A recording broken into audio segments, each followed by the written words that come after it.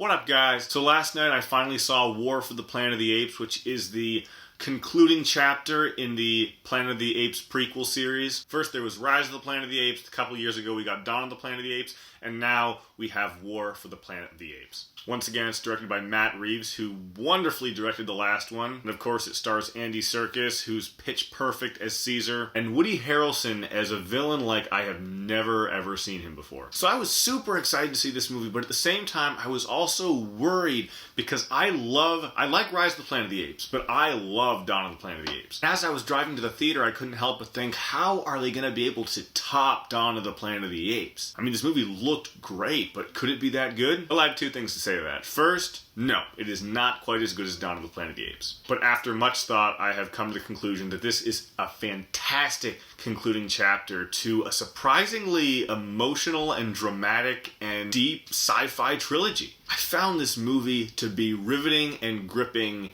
and very emotional from start to finish. All 2.5 hours worth of the film. I'm going to be very, very vague on this story because I want you guys to experience this in all of its glory. I will have a spoiler review coming up in a day or so, but for now, I'm going to stay pretty vague. So starting off with the obvious high points, Andy Serkis is of course better than he has ever been before. Every one of these movies he has gotten better, he has become more emotional and more human-like. I mean, as I was watching this movie and I was watching him, because the story definitely focuses on him. This is his story. At one point I had to sit back and think, wait, this is not a human I'm watching, this is an ape.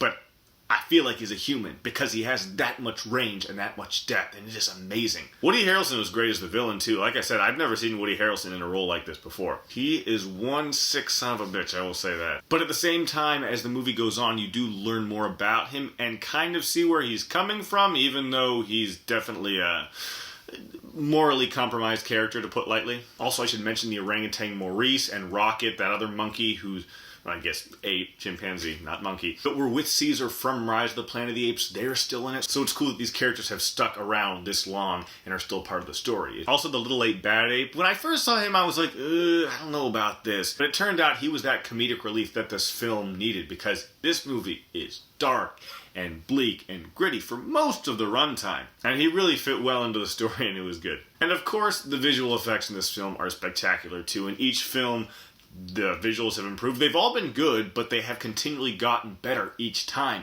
And here, there are so many apes, so much CGI, but you can't tell. It's fantastic. It looks so real, and it brings you into the film so much. And it's just, I love it. Also, what this movie does so well, which is what sequels should do, is building off the predecessor. It might not have been quite as good as Dawn of the Planet of the Apes, but certain themes and certain things that happen in the Dawn of the Planet of the Apes, certain conflicts, they still haunt this film, and that affects certain things that happen and how certain characters respond. And it is just so impactful, and it got to me. It was great. If I have any qualms with this film, I might say that there's a certain point at the beginning of the second act where it doesn't drag, though a lot is not happening. It's a lot of them riding and looking in buildings and houses and warehouses, and you're not really sure where it's going. And that's cool, but I can see why some people would find that a little slow. Also, I have two other very, very minor qualms that I won't get into in this video, but I'll talk about in the spoiler review. And another thing I appreciate about this film, which I want to talk about here, but I'm not,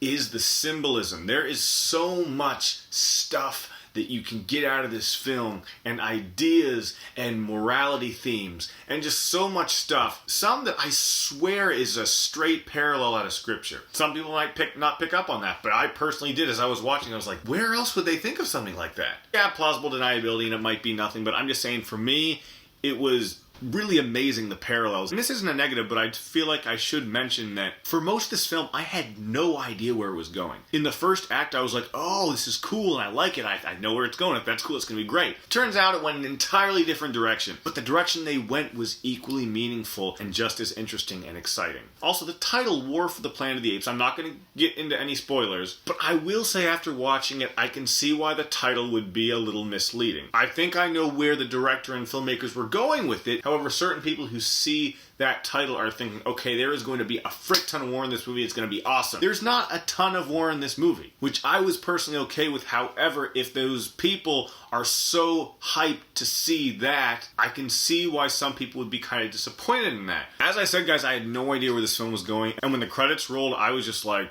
I didn't see it ending that way, but it did, and I just sat in the theater just kind of in awe and in shock, and there was just so much to think about. There is so much depth and emotion and symbolism in this film, and really in the entire trilogy. Honestly, probably making it one of the great trilogies in the last decade. I mean, this isn't quite as high as these ones, but it's kind of almost up there with like Lord of the Rings, Toy Story, Dark Knight trilogy. All three are great, and they build upon each other in really emotional driven ways, and it's so great, and I love it. I was actually going to do this review earlier, but I couldn't because when I got to the theater, I was just like, I gotta think about this film and unpack it before I really get my thoughts on it. At the end of the day though, guys, I found this movie riveting and gripping and just incredibly emotionally engaging. And I'm going to give War for the Planet of the Apes an A.